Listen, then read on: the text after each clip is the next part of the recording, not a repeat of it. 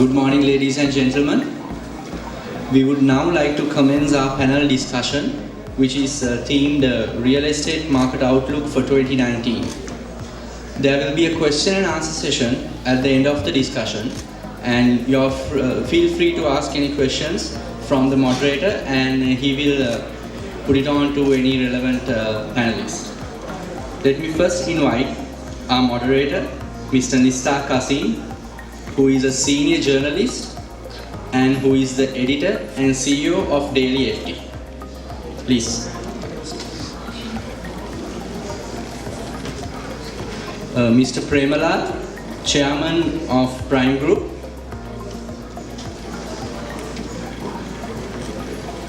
This is Rajitha Jayasuriya, director, Capital Heights.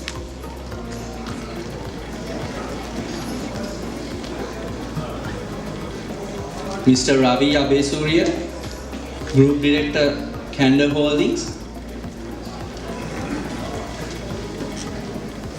Mr. Shiluka Goonawardene, Head of Deal Advisory and Real Estate Advisory, KPMG. Mr. Tushan Wickramasinghe, Chairman, Capital Trust.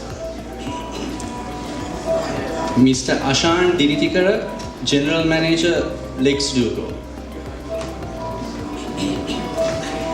Thank you. Good morning, everyone. I've got an interesting panel.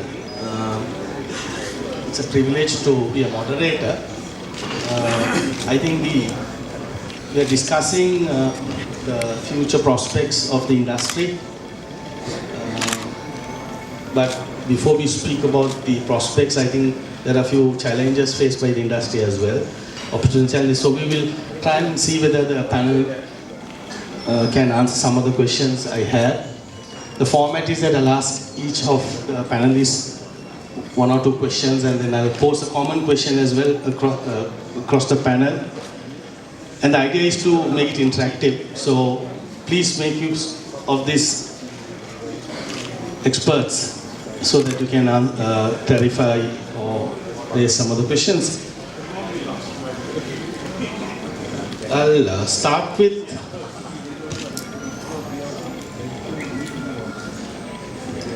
Mr. Premalal as to where you see demand for property, in which areas, and what is your own understanding of the trends? Basically, demand, we have two different type of segment. Basically, we can segment it. One is the luxury, super luxury segment, and the affordable luxury, affordable segment. When it comes to affordable segment, we, Prime Group, of course, we have identified that segment 5 years ago, and we saw that a lot of luxury segment is ranging between about 40 million, 50 million, 100 million range. So we wanted to give apartments between 10, 15, 20 up to 30, 35 million range just outside the Colombo and suburb. And that was a huge success, and we launched last 5 years almost 40 complexes ranging from mid-rise to low-rise apartments. And then the industry, the developers also followed suit. So this segment is always on, because we are urbanization ratio wise, we are much lower compared to the other countries, and that need is there. As you correctly said, the challenge is to how you deliver it, because we see during the last 2 years hugely increasing land prices. Some are unrealistic. Then we see the cost increases because of the depreciation of rupee, and then the labor cost is increasing, and so on. And to match with the pricing your product to the expectation of the customers is the huge challenge. As developers, of course, we will have to really see into that and basically in suburb like Rajagiriya, Navala, then Battaramulla, then that side Battala, that demand is always there. So you'll have to really match with your offerings. Okay, interesting. So you spoke about land, and also with that comes affordability. Is the offering becoming more affordable into segments that you feel there is demand? Really affordable, the cost, as a developer, of course, we will have to really manage our cost. During the last 2 years, it has really increasing and in a sort of exorbitant way. Now, when you take taxes alone, it's huge. So I would say our buildings are built on not on the sand, cement or steel. These are built on taxes and bank interest. So that is the challenge that as a developer we will have to really look into. Thank you. I move on to Ravi because affordability was discussed. What measures needed to make this much more robust and in terms of sustainable and affordable? I think you just said that cost is one of the major issues for the developer as well as buyers, interest rates. So now because of the way the government is managing the macroeconomy, interest rates are moving up. So if you look at rest of the world, they have brought in financial instruments like real estate investment trusts, where you can attract trillions of dollars. For example, India or Singapore or Australia, New Zealand, you name it. There is so much money that will come because there is so many factors that have a high appetite for foreign investors. One of the most important thing is it is collateral backed. So you know there is a safety of that investment. The other thing is masses can invest even from 1,000 rupees. Today, you can't invest in real estate unless you have few millions or 10-15 million to buy the property itself. This is like a unit trust where the investors get a return both from the capital gains as well as rental income. And it is formalized structures. It is regulated, listed in the stock exchange and driven by returns that you get from capital as well as rental. So Middle East investors, particularly who are Sharia compliant, are willing to come and invest in these instruments. But unfortunately our regime governments still, they talk about in the budget, they put it in the budget speech, but they don't implement. They don't go and proceed with the necessary structures. It's nothing wrong with the SEC. SEC has drafted all the regulations. It is the stamp duty, as you know, which is preventing, because when you transfer property to a REIT, there is a, I think, 4% stamp duty which is payable. So that prevents a REIT structure, true REIT structures being implemented in Sri Lanka. So we have been doing a lot of work with the Western province at least to consider REITs. So progress is happening very slowly. So that's one. Another area is on, I would say, the increase due to dollar rupee. Rupee has been depreciating last year about 19%. So that has escalated the costs of most of these apartments. So how do you reduce that? To get that addressed, most important thing is attracting dollar-based investors to Sri Lanka. Maybe you have another question there, so I won't get into that. But that's another aspect. I want to Rajitha to talk about cost affordability. There is also issue about delays. Why is this perception that construction or completion is delayed? What is the reason? Well, the main reason is the labor. Skilled labor is one of the main challenges that our country has faced. And when the war ended in 2009, our labor market was not trained. So that has become a big issue. And of course, as most of us know, the mindset of the labor community, which is prone mostly to taking holidays, and the holidays that come in and it is not equipped, the labor is not equipped and prepared for the expansion that came up soon after the war ended in the real estate industry. So that is actually the main factor for delay. And the labor that we have, when you compare with the projects, it's not equal. So main delay is caused by that in the construction industry, and finding the right people. It's not an easy work for environment, especially in Sri Lanka with the hard weather conditions, and that is the issue. Main issue is the skilled labor not being available to meet the demand of the construction industry. So that is one of the reasons most developments now go to other contractors, looking at labor from China, Nepal, India, and we go give construction work to other countries, mainly to overcome this situation. Because when there is delay, the developer also is on penalty to the customer. So I know there are projects that are delayed like 1 year to 18 months. It's a huge cost to the developer because then we are liable to the customer. Okay. How flexible are the laws in terms of local companies being able to use foreign labor? Is it local companies using the developers? Yeah.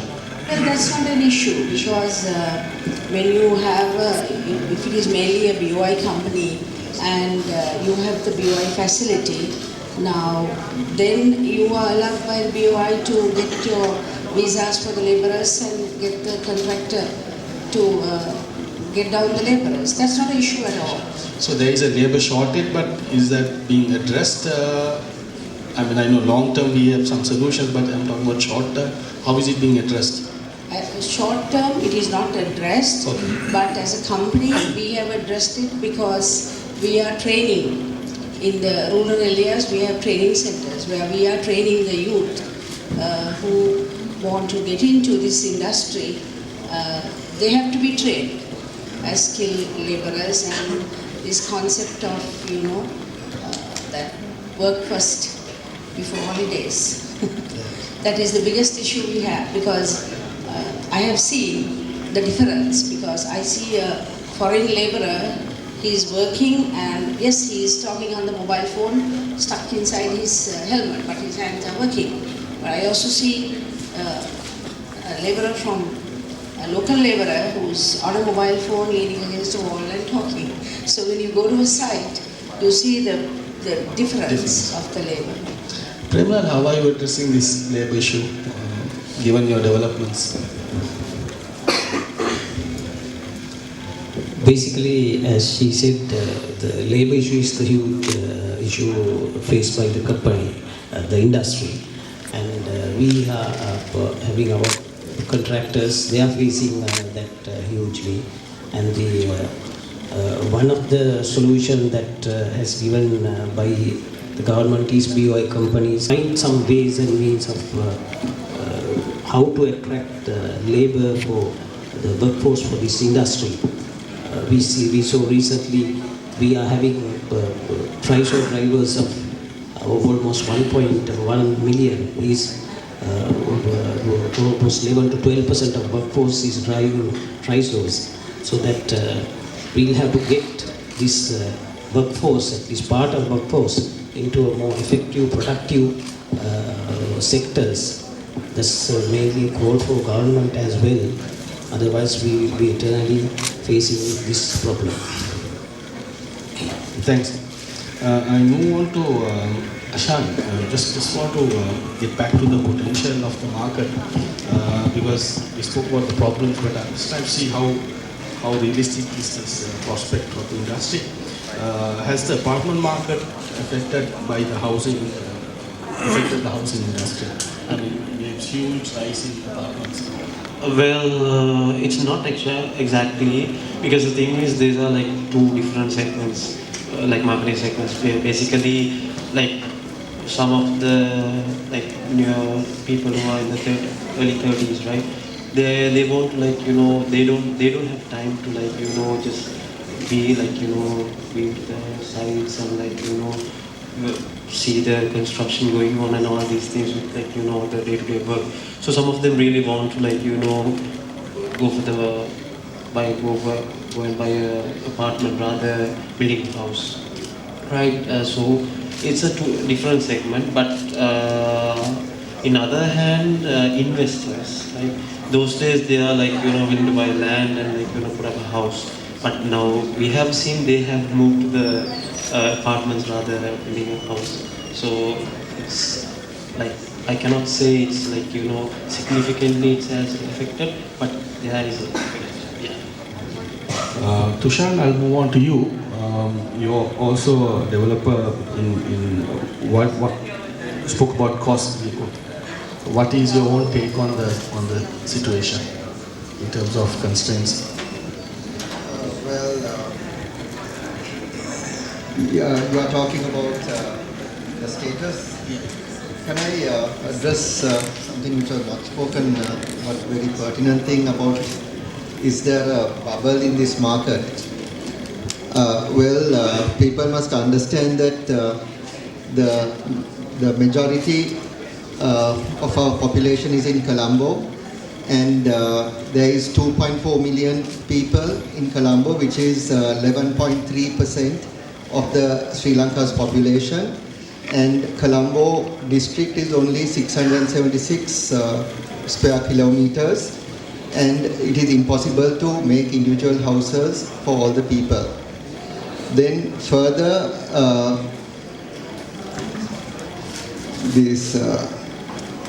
what has to be understood is that there is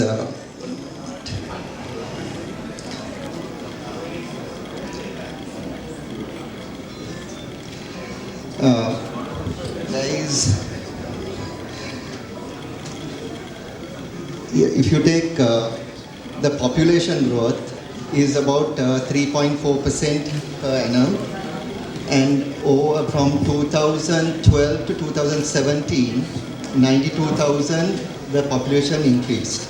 However, less than 10,000 apartments were built. If you take from 2017, the next 5 years, there is supposed to be about 18,000 apartments going to be built, but in my opinion, many won't complete. There will be only about 14,000. Then the only official survey which was done was by Central Bank, 27 developers, 156 projects. They took statistics, and there seems to be about 14,000 in those developments which are going to happen. According to the Central Bank statistics, 90% of the completed apartments are over. 65% of the ongoing projects are sold. In my opinion, if you really look and see which are the projects which have all 10 approvals, can get COC, can get deeds, and will be completed, if you take like that, there is a shortage of apartments in the next couple of years.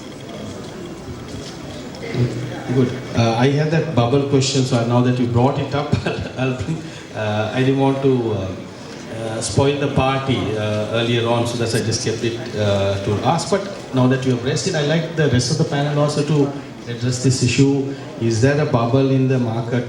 And if you see there is a bubble, in which segment? Maybe Rajitha, you can start and maybe move on to. What I see is that maybe the bubble is in the ultra luxury market, which is in the heart of the Colombo. But if you take the suburbs, taking from the most developed suburb, Kotte, Rajitha, Jayasuriya, and then spreading down to Nugegoda, Killapana, if you take, I don't think there is a bubble. And as very well said by him, if you take all the 10 approvals, where you can get the COC at the end of the completion of the project, I don't think there is a bubble. Because I see a large segment of people selling ancestral properties and the need to move into an apartment due to, once again, not having household help, unable to maintain, and people maintaining two homes. One, they are expatriates, Sri Lankans living overseas, who are coming back to settle down here, and majority of people wanting to live 6 months in Sri Lanka and another 6 months in whatever country they were based before. So then there you cannot speak of a bubble. And you also find, unlike in the past, where the younger generation, they prefer to live in apartments, not in houses. So it's basically the upper mobile youngster who is also investing in an apartment and going into apartment living, which is very much more convenient than maintaining houses and properties. Premalal, your own take on this bubble issue? This bubble issue has mentioned about 2.5 years ago by the prominent, as you all know, person. So nothing has happened. Basically, we are talking about a very small number of apartments, even the luxury segment or ultra luxury segment. We are having only 5,000 to 6,000, not even 6,000, because 6,000 has been calculated by taking into some of the apartments that are not going to come up. So it will be 5,000 maximum, which are coming into next 3 to 4 years actually. Because last year, not a significant big luxury segment project has not come. Even the previous year, what that has been already started are only there. And then as for the statistics, all 65% of the overall industry has been absorbed. Even take it out, 65%, even 50%, let's say, has been already absorbed. So we are talking of something like 2 to 2,500 apartments in the luxury within next 3 to 4 years, maximum 3 years to 4 years. So that can be absorbed because the demand will be there, and then the bubble comes when there are cheap credit is available. That is not available in Sri Lanka. Then, of course, there are enough credit is available, about 90%, 100%, even 110% of the property value. That is not available in Sri Lanka. And the people who are building these apartments are also well established, financially sound companies. So that I don't see even in that segment there is a bubble coming in. Of course, there's due to the overall political and economic factors, there has been a slowdown. Of course, the entire country has come to slow down. But let's speak up. Even we see even during this year starting, again the industry is picking up. So I don't really see a bubble coming in. Anyway, we need apartments with the luxury or semi-luxury or whatever the affordable segment is. Only thing is that people have to really analyze the market and price it properly rather than buying lands at exorbitant prices and then pricing very high. They will have to really calculate and price it properly, then of course each project will be a viable project. Of course, you all are promoters, so you will be biased to say, if you say there is a bubble, you won't have bias as well. So people tend to think that you all are biased in your opinion. But I take your point. There are factors from the industry perspective. You feel that there is no bubble issue. But I think the regulators feel there can be a bubble or there is a bubble or market. Just one. Yeah, but that has been mentioned about 2.5 years ago. Then if that is the case, that would have happened by now. Then all the big projects should have been stalled. But contrary to that, the projects have been started. So you think that the industry has proven itself that there is no bubble? I think so, yeah. Okay, fine. Shiluka, I just want to move on to you. I mean, this was raised about. I know you have your own views about the bubble as well, but I just want to know, we had a huge depreciation last year that has really unsettled perceptions about the market. What impact will that have going forward on developers? Yeah, so I think effectively it's about a 15% depreciation, and a lot of the inputs are imported. But I think more than that is really the taxes, which was mentioned. If you look at the key inputs, the tax, if you take the total taxes, is between 30 to 100%. So as Mr. Premalal said, it's taxes and interest, which is in your civil works. That is probably a bigger impact. So that plus depreciation. The fact that possibly or most likely VAT will come in on 1st April. Again, there's a bit of a question mark whether it will actually happen. But that 15% will translate to about a 10% increase to a buyer. So those two together means that if you are a young couple, your affordability factors kind of drop down. The other factor is cost of borrowings. Again, if you take a couple who are professionals, one of those spouses' income will go to pay a loan for a property which is in the 20 to 25 million range. So at that segment, you have affordability, even though it's taking a significant chunk of income. Beyond that is where I think you have a problem. So when you say bubble, coming to that, it's really there is a segment of the market that is buy to flip.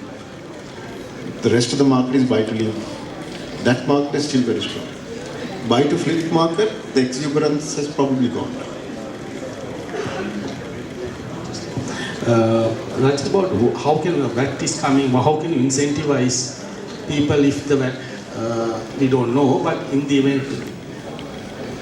VAT is still to be introduced. Once again, there's ambiguity just like last year.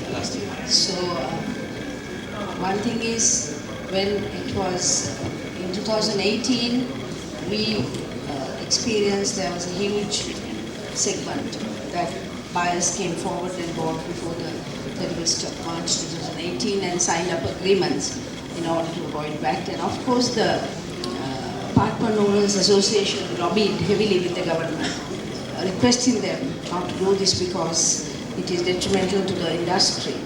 But once again, if VAT is introduced, the developer can absorb a portion of it, and which can be claimed as SVAT. So maybe 10% or whatever the percentage will be passed on to the customer. It depends on the developer. Each developer will have a way of calculating their pricing. So that is the only incentive we could give the customer, not to be too harsh and put the entire 15% on them and try to absorb a certain portion, because SVAT is, you can claim. That is exactly where we are, so that the net increase in the price to the buyer will be less than 15%. I'd like to open it up to the audience if they have any questions based on insight shared. Before I have a few more questions to some of the panelists. Who would like to ask the first question? Okay, there are some roving mics. I'm worried about the quality of construction in Sri Lanka. And particularly about the quality of the waterproofing in Sri Lanka.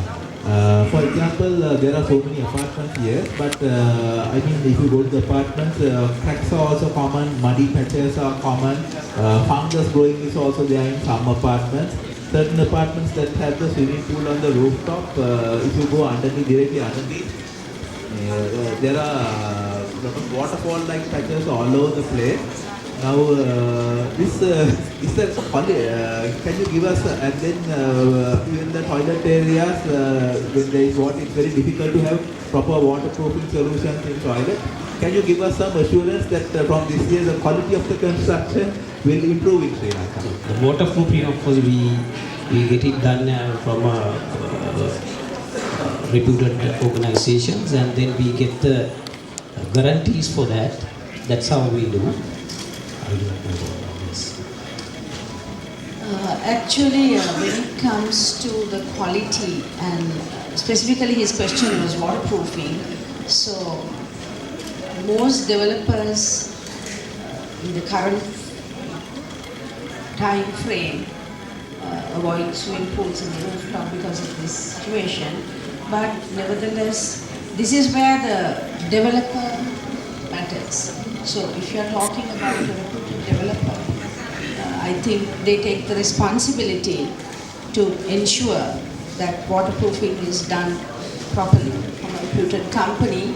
And furthermore, there is a 13 months of defect liability period. So if these defects are obvious during the 13 months of defect liability period, then the developer once again is responsible to rectify them for the customer. If there is some unforeseen reason, if there's a leakage, as he said, from a bathroom or something like that. So that is basically the guarantee that comes with a reputed developer. Most of the developers that you are looking at, unless you buy something from someone, that is where also that we go back to the same situation where the approvals that you have to get from the local authorities, the COC, all that. So it all depends on the developer and how much you are dedicated to paying attention to detail for quality. You feel that there are enough safeguards to ensure quality construction, is it? There is enough existing regulations are there to ensure construction quality is... To be honest with you, if you're talking about regulations from the side of the government, I don't think so. Okay. But it is basically the individual developer who wants to remain in the industry, who gives the best product to the customer, because from a sales perspective, our sales are totally dependent on the referrals right now. Okay. Though we do marketing, branding, our sales are totally dependent on referrals. So if you build a good product, you will stay with the market. If not, over time, you will just, nobody will recommend you. That is what it is. Okay, thank you. Labor and skilled labor. Also, you've spoken about the import of Chinese and Indian labor. Now, is it that the local labor are not paid the same wages that the Chinese and the Indian labor attract? That's question number one. Also, on the subject of labor, I don't think it is not irrelevant to ask you the question that have you considered building with robots? Now, robots is a technology that is being employed in other countries as well. Now, if you want to get on with the construction of high-rises, why do you not consider the construction with robots? Thank you. We'll take the wages issue. Is there a disparity? I, of course, do not know honestly, because those labours are handled by the respective contractors, and especially when it comes to Chinese labour, it's handled by the, let's say, China Harbour, China State or whatever. But I would see huge difference between the productivity and the attitude. When they go up, they won't come down, and then they really work and then deliver it and go. So that even though they are paid even less, assume that twice of our labor, still it's worth, because their productivity is much more than that. So that is there, and as a whole country, not only that segment, we will have to change our attitude towards work. When somebody comes at 8:30 to 5, that 8:30 and 5:30 is owned by the company, and they will have to deliver it. So our people are not doing it, unfortunately. Rajitha, you want to add something? Yes, actually what Premalal said is spot on, because labour, if it is wages, it is not handled by the developer, Sri Lankan developer. It is straightly under, as he said, China State or China Harbour or any of these companies. But if you look at the, for us to deliver an apartment at the price that we have promised and signed the sales and purchase agreement in a political and environment such as what we faced during the last couple of months, and to deliver on time, because if we do not deliver on time, there's a clause in the agreement putting us on penalty per day rate to the customer. So once we sign the contract for construction with the contractor, labor is his problem, what he pays. As long as we do not get penalty for delay to the customer, that is really not a point we want to get into, because at the end of the day we also cannot deliver a product with penalty on us. And one thing is penalty, other thing is customers are waiting to come down, take over their apartment, and if you are 12 to 18 months delay, it's a huge problem to the developer. So therefore, that is where we are with regard to labour. Thank you. Thanks for those questions. Any more? When we are talking about the luxury condominiums, customers who seek for the parking space, more parking space. So is there a possibility to provide for 2 parking spots for the luxury condominiums normally for the sales and purchase agreement, giving for the 1 parking spot for all the customers who live in the apartments? You're asking 2 slots. Slots, is there any possibility to get the value? Yes, addition? we most of our apartments we give double heights, and then you can have one parking slot and the stacker, and we can have 2 parking slots. That's how we avoid that. We give the solution for that issue, because the need for 2 parking is really necessary. And as a developer, of course, you cannot give a 2 parking in addition another parking slot. Then again the cost comes and the affordability comes. So to solve that problem, we have double heights, and then you can park your one, and then the stacker also there. You can park 2 cars. So we continue to. You think all the others are looking at that option? Is it? Okay. Thank you. Yes. Yeah, one of the comments that was made was to strengthen the real estate market to bring in dollar investors. It is my understanding since the last political drama that happened, a lot of foreign investors have either pulled off or slowed down, and there is going to be more uncertainty over the next year until the elections are over.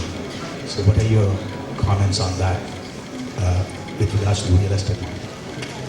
Ravi, maybe you can answer how can they attract foreign investment, what needs to be done? Yeah, just to touch on the bubbles there, I think a lot of people misunderstand the bubble. What bubble means is the prices keep going up, and people buy any commodity with the expectation of selling it. Now, if you take apartments, if you buy apartments for living, there can't be any bubble. First of all, that has to be clearly understood. So bubbles happen if you buy to sell. And why do you sell? Is because you are expecting a higher capital gain. Now that has happened in other countries, as we were told, where you can borrow using that deposit. So then you think you can borrow and sell it at a higher price, so you keep buying and selling. So that's not happening in Sri Lanka. I have not seen that as a major issue. And also, only area where you have to be mindful is when you buy apartments, there is unfortunately a certain group of people who wants to rent. If you buy for renting, the rental yields seems to be stagnant or sometimes coming down. Now there is that evident, very clear. Apartments are sold, but if you buy with the hope of renting, you may not get, in certain areas, clear evidence is there. Now the rental pressure. You may think you can get 300,000, you may not get 300,000 for a 3-room apartment with 2,500 square feet. Already it's clearly seen where the rentals are coming down. So getting to the Nista's question, this is a very, very important question, where how we can attract foreign investors to this country. There are 2 important things, or 2 important areas where we can attract foreign investors. Number 1 is by offering a resident visa program. Now we proposed in the budget to allow resident visas for foreigners who bring in at least $300,000. That never got implemented. It was not gazetted. So if you don't get gazetted, it's not effective. Unfortunately, we have not done it. Second area, I see tremendous prospects for Sri Lanka is becoming a retirement destination. A country very much similar to Sri Lanka is Costa Rica or even Thailand. These are major retirement destinations. And they have, that is the government policy is to attract foreign investors to come and establish. I would say all our apartments will be sold out if we have proper policies. So what is missing is the government doesn't understand FDI versus VAT. You go and hammer VAT and they miss out in FDI. If you really want to attract investments to this country, what you need to do is go on this strategy, basically attracting foreign investors to come to Sri Lanka and create the enabling environment. Not only the enabling environment, there's something called facility management, which is basically all the services, high standard. That's why we see major players like Shangri-La and all these major players we are right down here.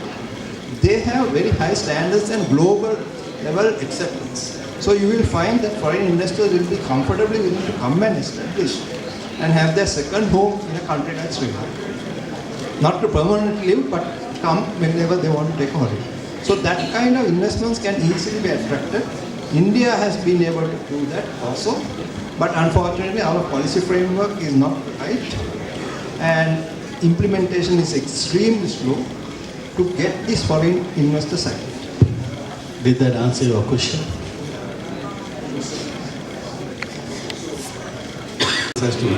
Tushan, you like to take a call?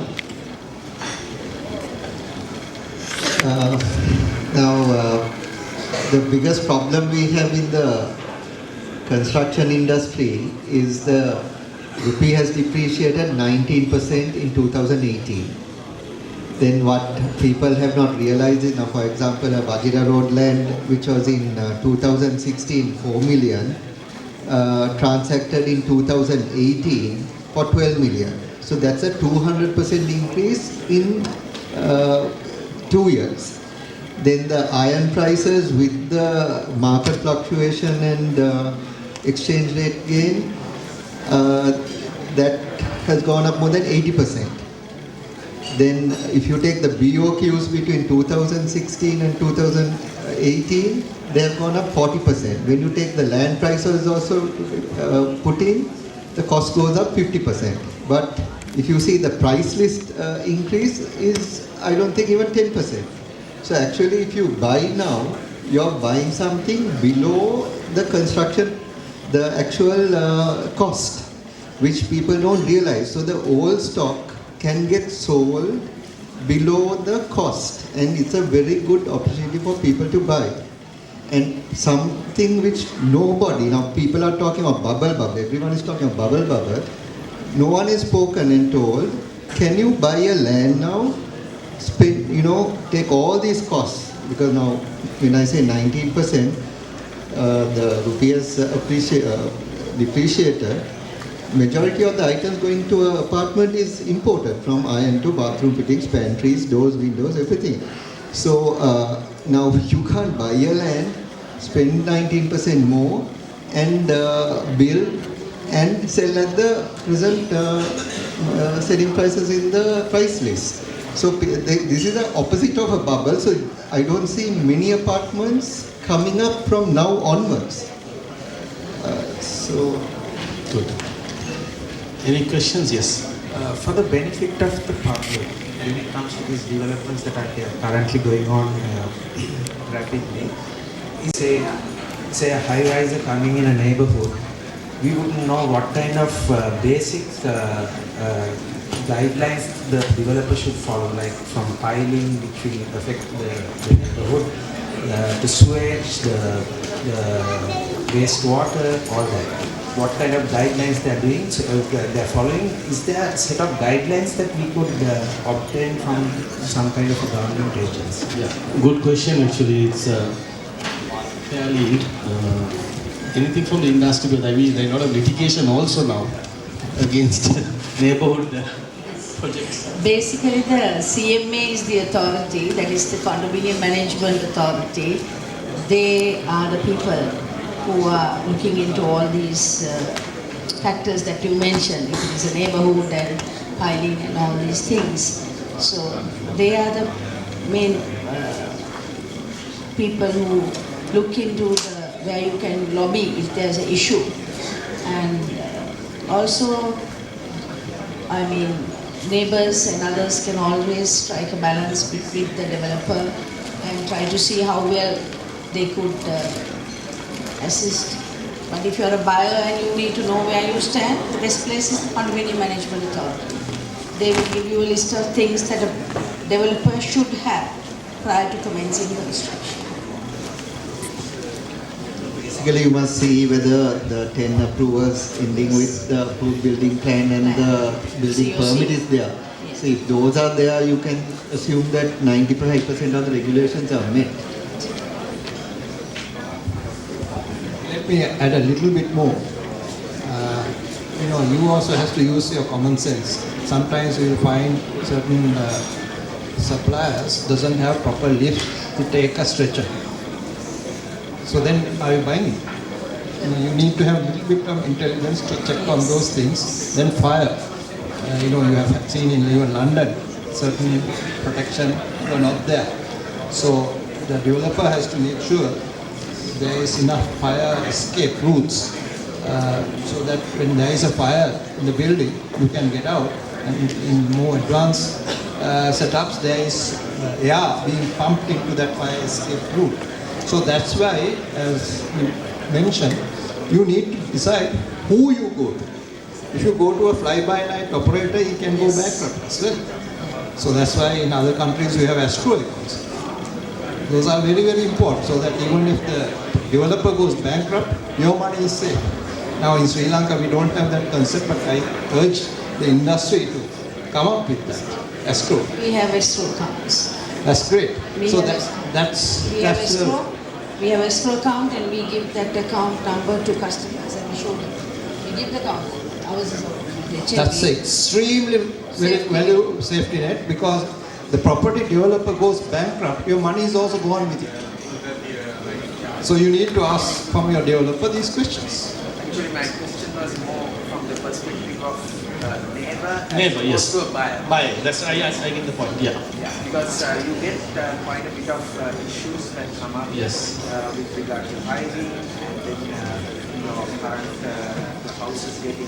Mr. Premalal, I see lots of such projects going into the neighborhood. Everyone is selling their land for a high rise. I mean, in the approval, it's all the conditions are mentioned. Even what time you should stop your construction, then how the wastewater to be addressed, all that are there. And then if there's a problem, of course, you can easily go to the relevant local authority and make your whatever the issues. And then best way is to talk to the developer. So that is where that he should be a responsible developer. That is where that problem comes. When, of course, we will have to co-assist with the neighborhoods. So that as a developer, we have a huge responsibility towards the neighborhood, and then we will have to really look into whatever the issues they are having, and then amicably settle those. Failing which only then, of course, you will have to go to local authority, and finally, of course, whatever the litigation you may be thinking, but that won't be a real solution because it will drag on for a longer time. So best thing is to, it's depend on then again developer and the neighbor and the mindset. So neighbor also on the other hand should not be unreasonable as also has to be fair there also, because development have to take place because the buildings and the buildings have to come up. As he quite rightly mentioned, the solution needs to go up. Otherwise, from a 1 acre, of course, we can have only maximum 10 or 12 houses, whereas we can have hundreds of houses into that, so that we can, overall, we can solve those problems. So, at the same time, we will have to be mindful of the neighbor, and whatever his grievances have to be reasonably addressed and well looked after. That's it. The neighbor or person is publicly able to get Yes, CMA and then UDA is there, then the relevant local authority is there, the Colombo Municipal Council law, the EVA law, whatever local authority is there. Then CEA also there, so there are institutions. Any more questions? Specific contractor delay and the construction delays. So normally taking for 2 years a period of time to deliver the apartment. So for the delay period, what can you give for a solution? Okay. We'll ask any ideas. What are the existing options available? Options available for handovers. So basically, when you buy an apartment, you sign an agreement with the developer. In the agreement, there are so many developers here. We all know that there is a clause in favor of the buyer, which is called the penalty for delay. There's a per day rate. So if you're talking about that, if we delay, we have to pay penalty to the customer. Otherwise, that is why we are going. And there's also progressive payment. Actually, you can look at the development and then you can make payments, not the full payment advance. Yes. So that if the development has not come according to your payment plan, of course you can stop your payment until the particular level of the apartment comes. Because the construction timeline is tied to the payment plan at the signing of the agreement. So we ask for payment only after finishing a certain level of construction. Before I take more questions, I just have a question to Shiluka as to, this is a common question and a fear. Once the port city starts selling or building, what would happen to the property market? One is whether there will be a glut, or what's your own take? I know it's about 5-10 years from now. Yeah, I think Port City is almost a 30-year, 40-year project, so it will come in stages. If you consider the whole of Colombo district, it's minute. So the impact will be there, but over a period of time. I think what it will do is to create a environment which will probably attract better developments to the rest of Colombo as well. One thing that I think we miss out is, if you take all of Sri Lanka, the government is the biggest landowner. If you take Colombo itself, there are 5-10 acre blocks of land which are significantly underutilized. So one of the issues about land pricing is land is locked in unproductive use. If that can be released for social housing or middle class housing, a lot of the problems that we are facing today would not be. Port City is simply an add-on, creating land, but over a much longer time frame. I think the Port City is attracting about, there are strategies to attract about 3 million ultra-rich people in this region. That is very easy.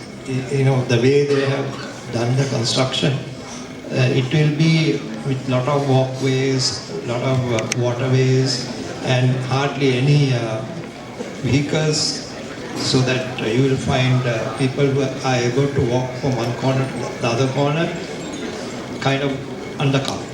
So that it will be a very beautiful city, which will attract a different class of investors. And there will be an international hospital, international school, a marina, and a what you call theme park. So these are things that you can, you create the right ambience and the environment so that you attract a different group of people who may even have their children educated in that international school. So that's their target, as well as the business community and a financial center. So I don't see any problem attracting investors there. And as a result, Colombo, CBD, particularly this whole area, will have a greater demand. So if you are buying an apartment in CBD area, obviously it will increase in value with the Port City coming. Thank you.